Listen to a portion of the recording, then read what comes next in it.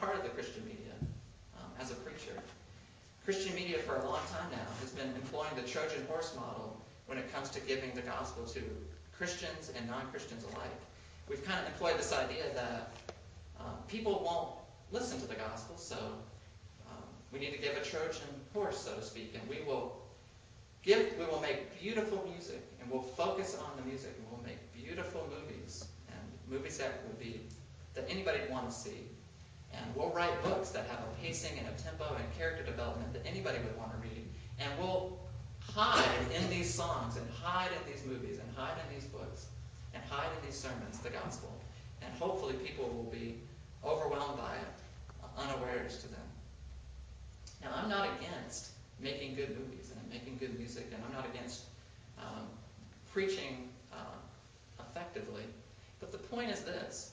I think we've only been exacerbating the problem when we're such a sensual people that people are enjoying listening to Christian music, they're enjoying watching Christian movies, reading Christian books, and they're being gratified like these people. Look at verse 31.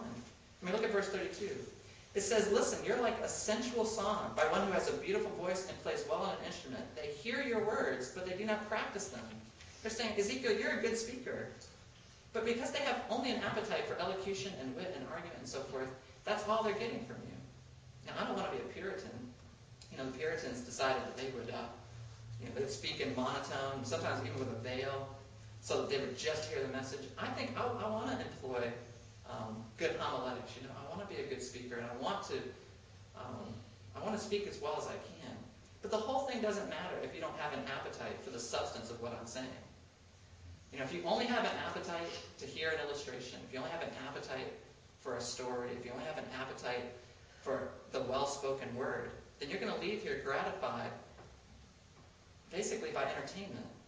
You have to develop for yourself an appetite for the substance of what is being said from this pulpit Sunday after Sunday, for the substance of what's being said in these books and in these arguments and what you hear on the radio and so forth. If you never build an appetite for that, you're going to be ignorant because your lust is going to take over all those things.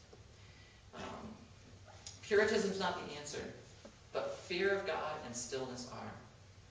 So I beg you to be still this week and to fear God and to try to build an appetite for His Word and its application.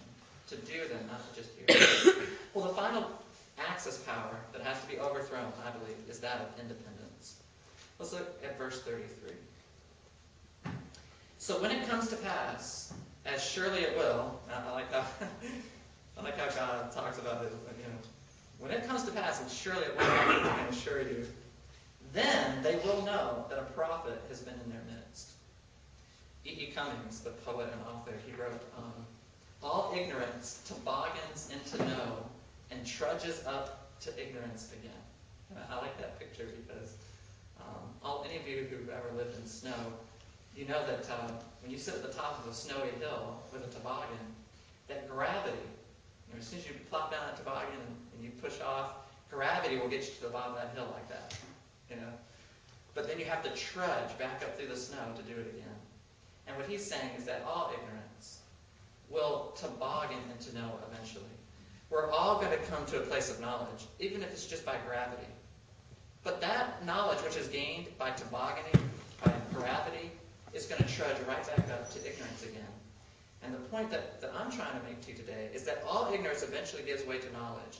But if you gain knowledge today by experience, if you gain knowledge by saying, I'm going to learn what is right by experiencing it for myself, I want you to understand that that knowledge is always going to be, it's going to come with the consequence of you being chained by it. Knowledge gained by experience is always bound by the chains of the consequences of that experience.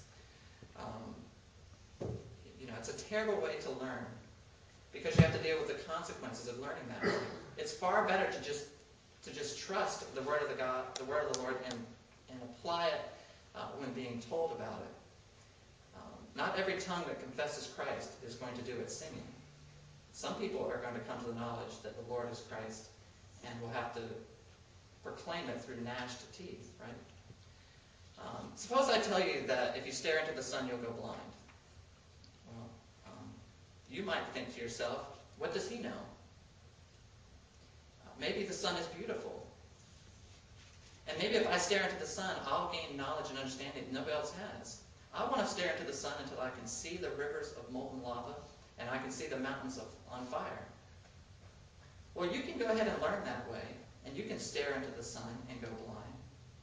And now you have the knowledge that the sun is powerful enough that it can blind somebody. But what happens now is that for the rest of your life, you have to be led by the hand. The consequences of that knowledge have a chain and it binds you for the rest of your life. That's what I'm talking about. And here, what God is saying to the people of Ezekiel is they'll find out one day that they had a prophet in their midst. That's going to happen. But the problem is, it's going to be too late by that point. Because all the things that you're telling them to do, all the if-thens are going to be over. And there will be no more if. There's only the then at this point. And all the application of everything you've been trying to tell them is moot now. It doesn't matter. And I think that's the chief thing we have to overthrow when it comes to ignorance, is this independence, this idea that I will find out what's true by living it.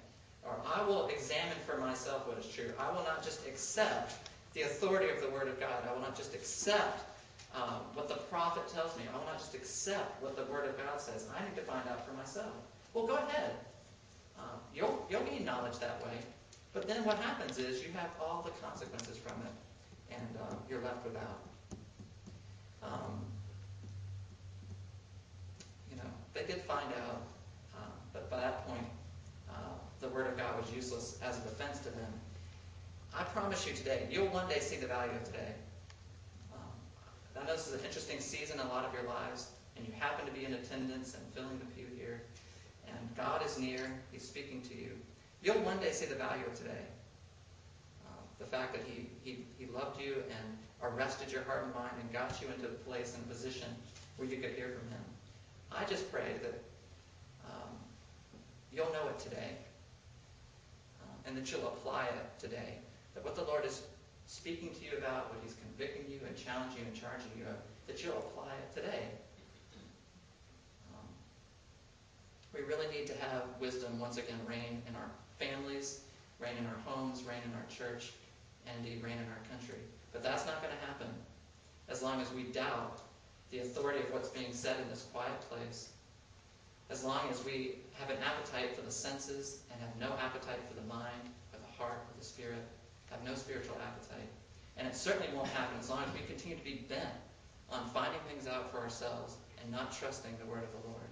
So until that doubt is overthrown, until that sensual lifestyle is overthrown, and until independence is overthrown, wisdom will be in captivity.